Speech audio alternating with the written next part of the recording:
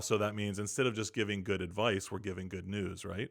And we probably any mature adult can probably have some great advice that they can give teenagers, Yeah. but being able to give them the good news and helping them to understand universal principles based on scripture, based on God's truth versus my experience as an adult leader, those Right. sorts of things, that then is also teaching them how to feed themselves someday too. So if Pastor Mark or Pastor Jared or whoever the youth, volunteer youth leader isn't there, they know they've got a resource that they can tap into as well to look for truth and to look for information Yeah.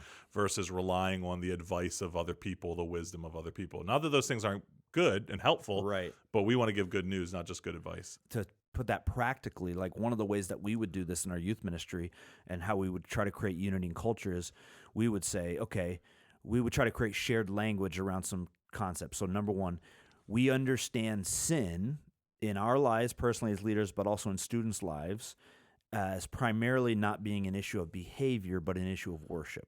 Yeah, Right. sure. So my problem with sin is not I do bad things, but it's I worship the wrong thing. I worship Sure. something other than Jesus. And what that does is it changes the focus from I got to stop doing these things, these bad Right. things, and help them understand what do I need to start doing. Right. But that's really important. And this will not happen overnight. You'll have to No, of really course. walk your leaders through this. But when they're having conversations with students, like let's say a kid comes and says, I'm struggling with pornography.